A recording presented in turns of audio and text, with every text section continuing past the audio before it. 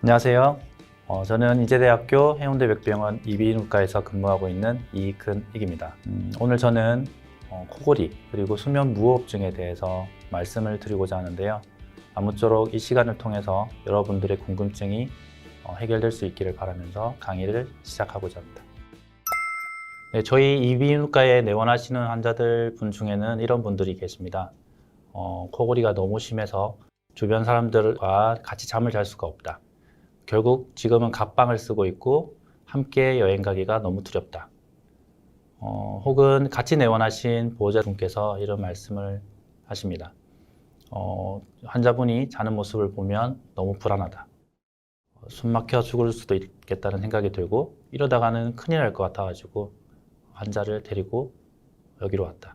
결국 코골이는 남을 괴롭혀서 문제가 되는 질환이고 수면 무호흡은 본인을 괴롭혀서 문제가 되는 질환인 것 같습니다. 코골이, 수면 무호흡증은 잠을 자면서 숨을 쉬는 과정이 비정상적인 그런 상태들을 말하는데요. 묶어서 표현하자면 수면 관련 호흡장애라고 할 수 있습니다. 용어에서 알 수 있다시피 이런 것들은 수면 장애이면서 동시에 호흡장애이기도 합니다. 수면은 하루 중에 3분의 1 정도를 차지하는 매우 중요한 시간인데요.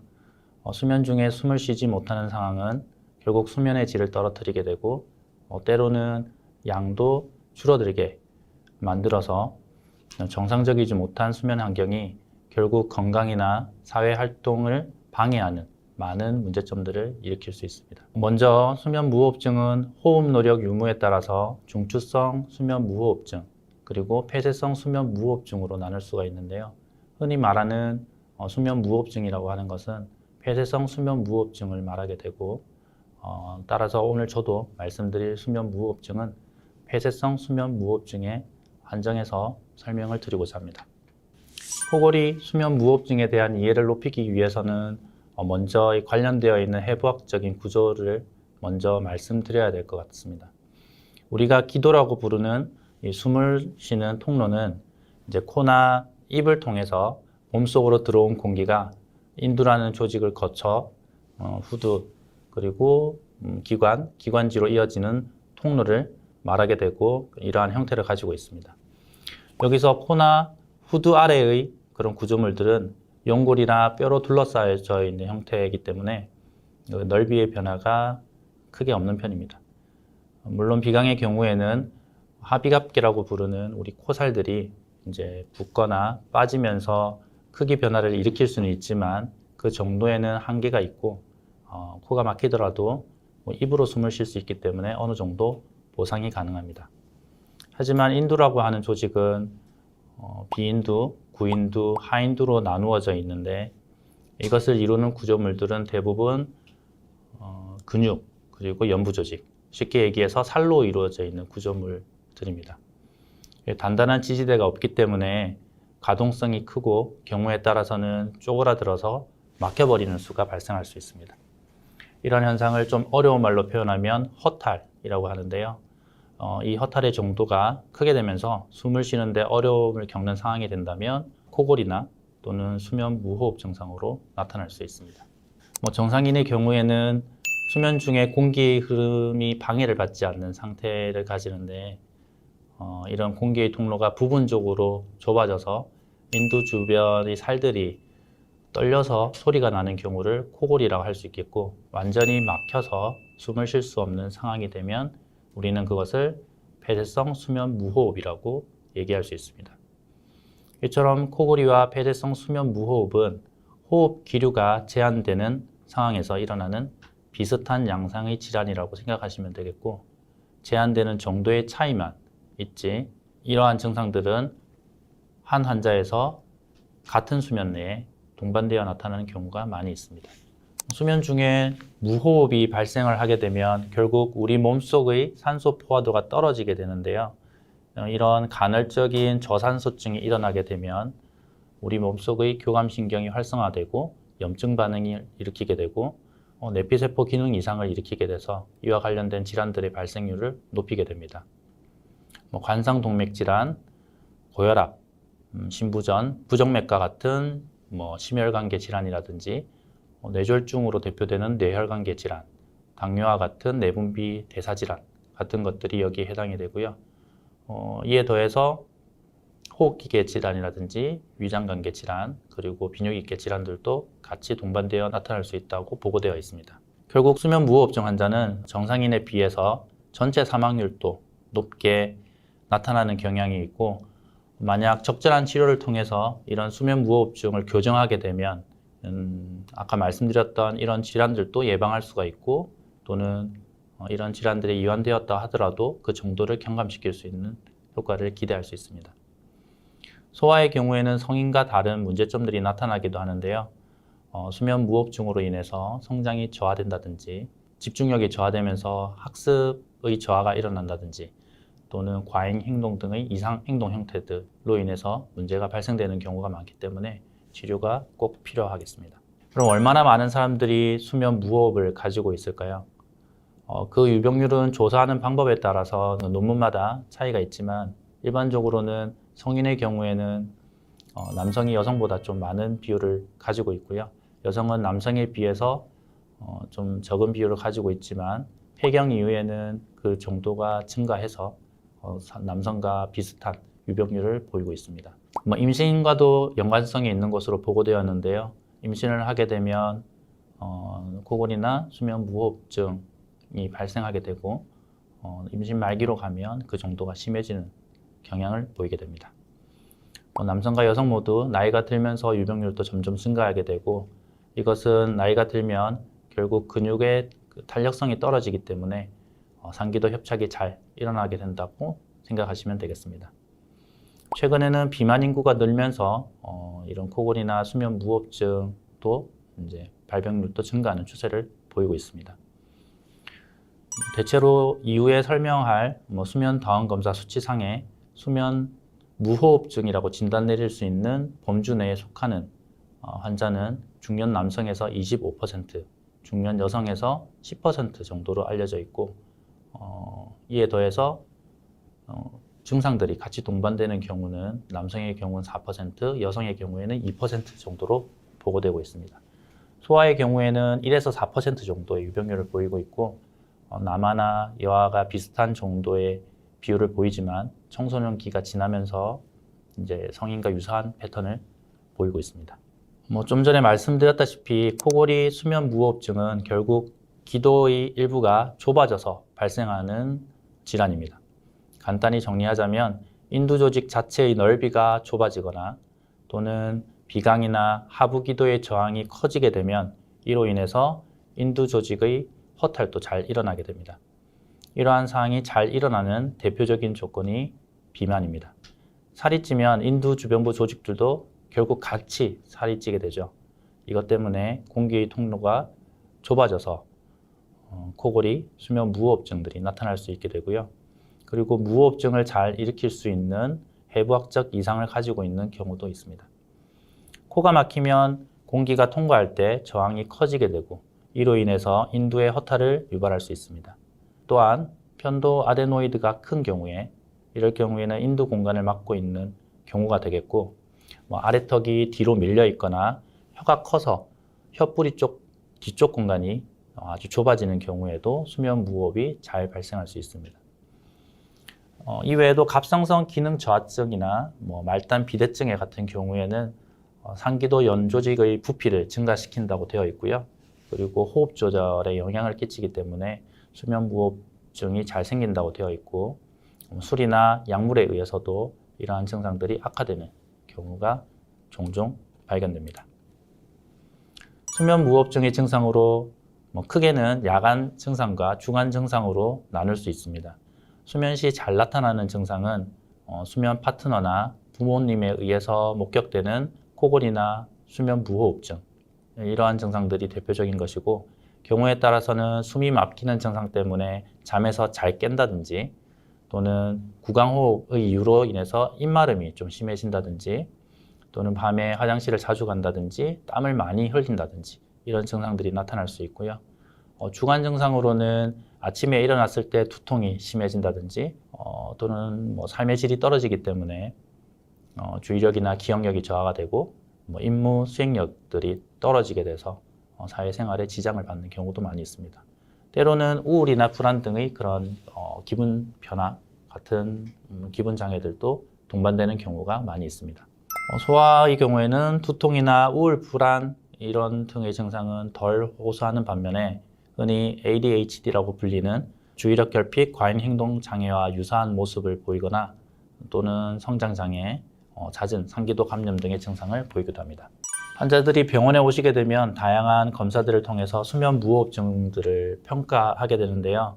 먼저 문진, 때로는 설문조사를 통해서 환자의 불편감과 증상을 취합해서 수면 무호흡인지 또는 코골이 질환인지 그 가능성들을 염두에 두게 됩니다. 이어서 신체 진찰을 통해서 의심되는 폐쇄 부위를 확인하는 과정을 거치게 되는데요. 이비인후과에서는 보통 내시경 장비가 구비되어 있기 때문에 이를 통한 비강 및 인후두 부위의 평가를 할 수 있다는 장점이 있고요. 간단하게는 입을 벌린 상태에서 육안으로 편도 크기 및 혀의 위치를 평가하게 됩니다. 보통은 혀의 위치가 목젖과 편도를 가리고 있어서 영구개라고 불리는 물렁 입천장이 관찰되는 것 이상일 경우에만 수면 무호흡증일 가능성이 높다고 판단을 하게 되고 경우에 따라서는 편도 크기를 함께 종합적으로 판단하기도 합니다. 수면다원 검사는 수면 무호흡증을 진단하는 데 필수적인 검사법입니다. 검사실에서 하룻밤 자는 동안에 측정 도구들을 이용하여 수면 단계, 호흡 기류, 호흡 노력의 유무, 그리고 수면 자세, 산소 포화도 등을 측정하고 분석합니다. 결과 양식은 병원마다 조금씩 다르지만 담겨있는 내용은 비슷한데요. 검사 시간, 그리고 실제 수면 시간, 수면 효율, 그리고 수면 단계별 비율 등을 통해서 수면의 질을 평가할 수 있고 무호흡 및 저호흡 횟수를 통해서 호흡 상태를 평가하게 됩니다. 보통은 렘 수면 상태에서 비렘 수면 상태보다 무호흡 정도가 심해지고 옆으로 누운 자세보다 바로 누운 자세에서 검사했을 때 호흡 장애가 심해지는 경향이 있기 때문에 이에 대한 평가도 같이 시행하고 있습니다. 검사 요약지를 살펴보시면 검사 시간 동안의 수면 단계 변화, 수면 자세, 산소 포화도, 무호흡 빈도, 양상 등이 요약되어 있고 그 외에도 사지 움직임이라든지 맥박의 변화, 그리고 코골이 정도를 알 수 있습니다. 이를 통해 수면 무호흡증을 진단할 수 있게 되는데요. 그 정도를 수치상으로 구별하게 되는데 5 미만인 경우에는 단순 코골이, 5에서 15 사이에는 경도, 15에서 30 사이는 중등도, 30을 넘어서는 경우에는 중증 수면 무호흡증이라고 진단할 수 있습니다. 그 외에도 약물을 주입하면서 수면을 유도한 후에 내시경으로 폐쇄 부위를 확인하는 약물 유도화 수면 내시경 검사를 시행해 볼 수도 있겠고요. 엑스레이나 CT, MR과 같은 영상 검사를 통해서 회복적 구조물을 평가하거나 또는 기도의 넓이나 길이를 측정해 볼 수도 있겠습니다. 동반할 수 있는 다른 질환에 대한 평가를 위해서 혈액 검사라든지 폐기능 검사, 심초음파와 같은 다른 검사들을 시행하는 경우도 있습니다. 수면 무호흡증의 치료의 원리는 간단히 설명을 드리자면 인두의 허탈을 방지하는 것입니다. 숨을 쉬는 동안 기도가 짜부라들지 않게끔 보강을 해주거나 또는 기도 자체를 넓혀서 조금 좁아지더라도 공기 흐름은 충분히 통할 수 있는 공간을 확보하는 겁니다. 단일 치료로 효과를 기대할 수 있는 방법은 크게 3가지 정도를 제시하고 있는데요. 그 중에 비수술적인 방법에는 양압기 치료와 구강내 장치가 있습니다. 양압기는 기도에 일정 압력 이상의 바람을 가해서 공기 부목을 만들어 기도의 허탈을 방지하는 그런 방법이 되겠습니다. 미국 수면학회에서 권장하는 바에 따르면 수면 무호흡 환자에서 이 양압기 사용이 첫 번째로 고려될 수 있는 치료 방법으로 제시되고 있습니다. 구성물은 결국은 얼굴에 밀착해서 바람이 들어가는 입구 부인 마스크, 그리고 바람 생성을 유발하는 양압기 기계, 그리고 그것을 연결해주는 호스로 구성되어 있는데요.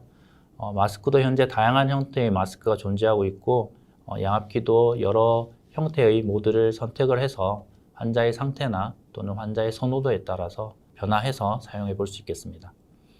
현재 양압기는 국내에서 수면 무호흡증 환자를 대상으로 대여를 해주고 있고요. 급여 기준에 해당이 된다면 급여 혜택을 받을 수 있어서 이전보다는 조금 더 사용하는 데 있어서 접근성이 높아진 것 같습니다.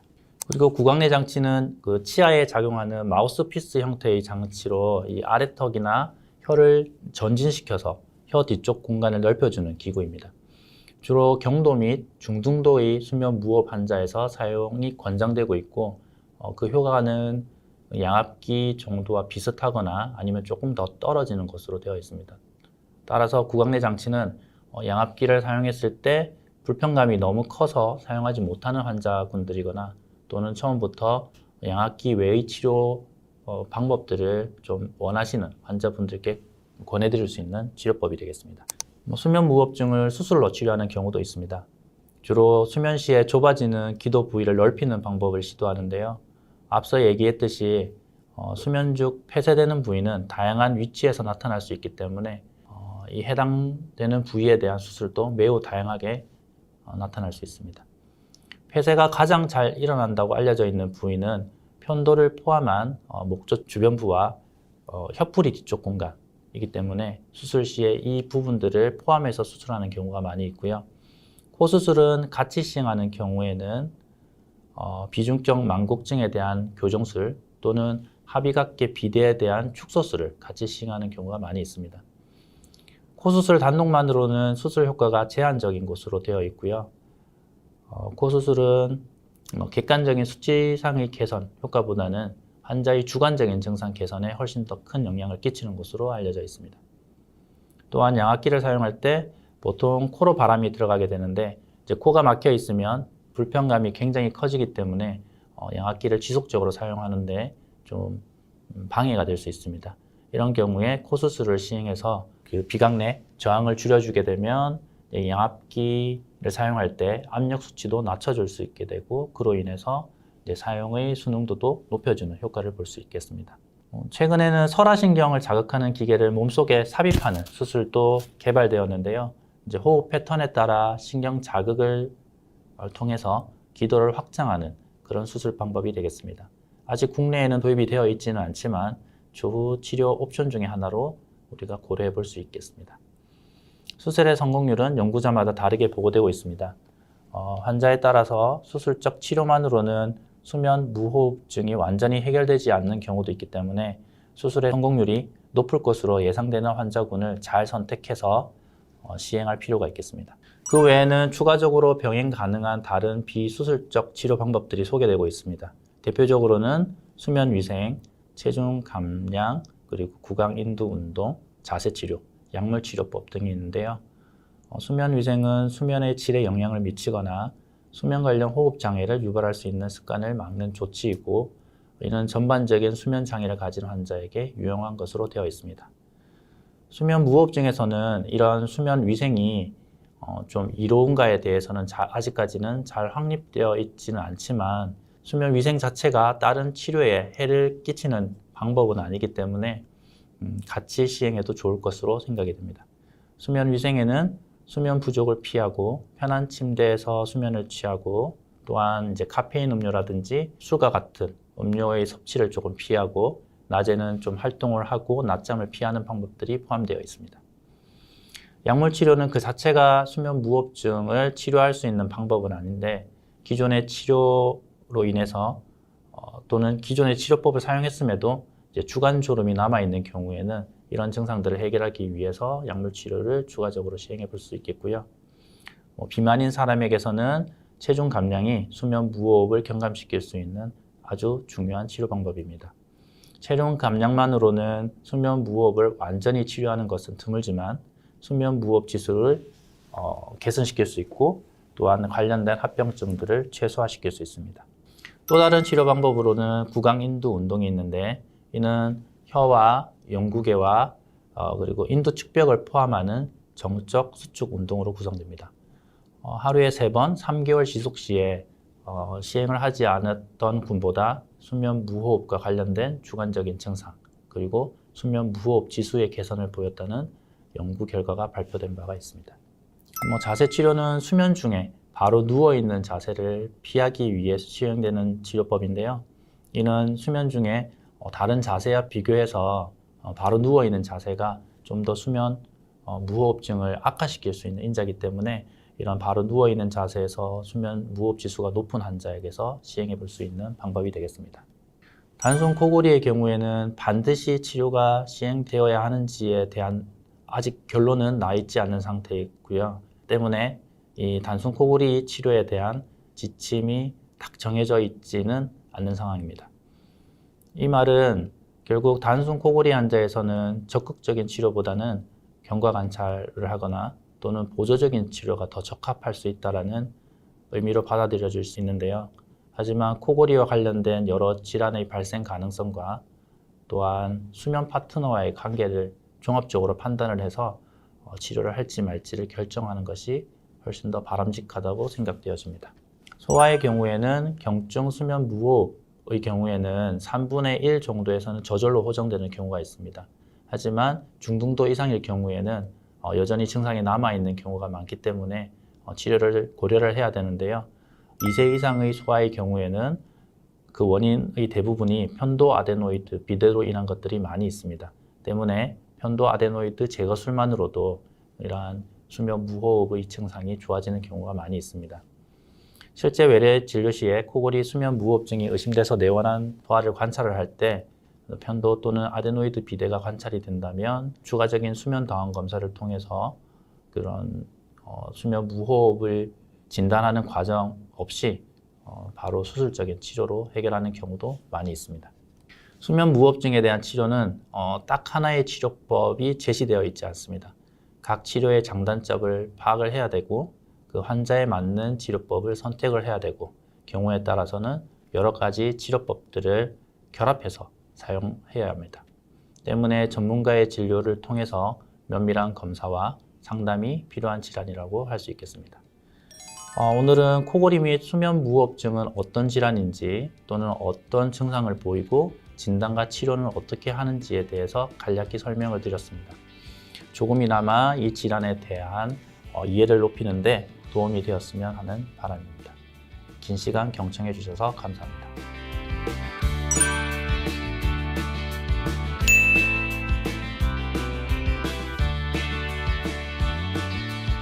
네, 관련이 있습니다.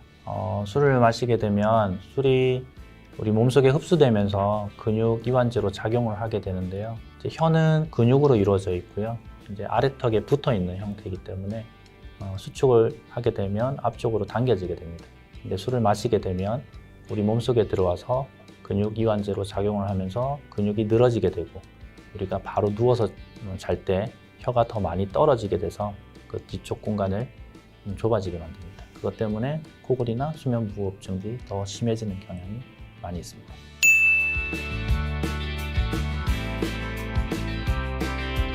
일으킬 수 있습니다. 비염이나 축농증 같은 경우에는 주된 증상이 코막힘 증상으로 나타날 수 있기 때문에 이로 인해서 이제 코골이나 수면 무호흡증들이 일어날 수 있고요. 특히 비염이 심한 친구들은 하비갑계가 부어서 코가 막히는 경우가 많기 때문에 그런 경우에는 비강에 뿌리는 스프레이 같은 것들로 좀 비강 공간을 조금 넓혀서 해결하는 경우가 있을 수 있겠고요. 축농증 같은 경우에는 이제 콧물이 넘어오거나 하는 증상들 때문에 수면에 방해되는 경우가 많기 때문에 치료를 하게 되면 훨씬 더 상태가 좋아지는 경우를 많이 볼 수 있습니다.